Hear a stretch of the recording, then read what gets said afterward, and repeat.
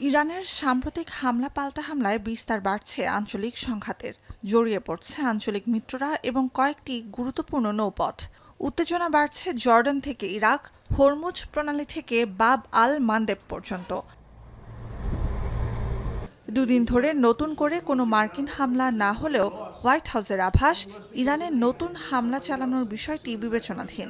Hormuz প্রণালী খুলে দিতে এবং ভেস্তে যাওয়া অস্ত্রবিরতি চুক্তির শর্ত মানতে তেহরানকে চাপ দিচ্ছে ওয়াশিংটন। এরই ধারাবাহিকতায় ইরানের তীব্র আঘাত হানার হুমকি মার্কিন প্রেসিডেন্ট ডোনাল্ড ট্রাম্পের। শুক্রবার মেরিল্যান্ডের ক্যাম্প ডেভিডে মন্ত্রিসভার বৈঠকে জানান, যে কোনো মূল্যে শুধু যুদ্ধ জয় করতে চান তিনি। ইরানের অস্ত্র সক্ষমতা কমছে বলেও দাবি তার।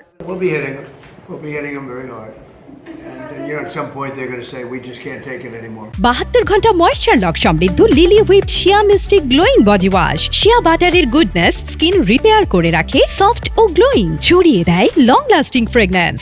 ইরানের আধা সরকারি বার্তা সংস্থা তাসনিমের খবর, যুক্তরাষ্ট্র ইসরায়েলের সম্ভাব্য হামলার লক্ষ্য জ্বালানি অবকাঠামো হলে উপযুক্ত জবাব দিতে কার্যকর পরিকল্পনা রয়েছে তেহরানের।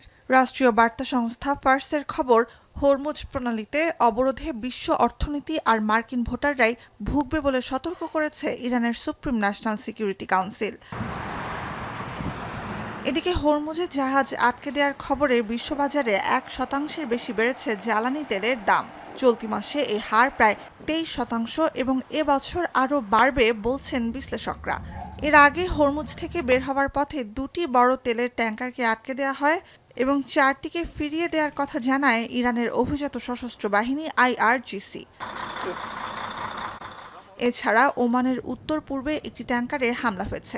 8টি সৌদি জাহাজকে পথ পরিবর্তনে বাধ্য করার খবর জানিয়েছে ইয়েমেনের হুথি বিদ্রোহীরা। 5 মাস ধরে চলা সংঘাতে হরমুজ দিয়ে বেশিরভাগ জাহাজ চলাচল বন্ধ করে রেখেছে ইরান।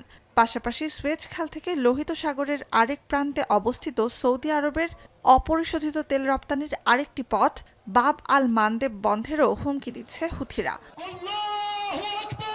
এ অবস্থায় আন্তর্জাতিক সমুদ্র বাণিজ্য ঝুঁকিমুক্ত করতে বহুজাতিক সামুদ্রিক প্রতিরক্ষা জোট গঠনের পরিকল্পনা করছে সৌদি আরব। প্রস্তাবিত জোটের বিষয়ে গেল সপ্তাহে আলোচনায় অংশ নেয় 43টি দেশ ও ইউরোপীয় ইউনিয়নের প্রতিনিধিরা। পাকিস্তান, তুরস্ক, মিশর সহ 14টি দেশ প্রস্তাবে সমর্থন জানিয়ে বিবৃতি দিয়েছে। পারস্য উপসাগরীয় দেশগুলোর মধ্যে প্রস্তাবে সমর্থন দেয়নি ওমান ও সংযুক্ত আরব আমিরাত। নুজহাত কামাল, এখন বিশ্ব।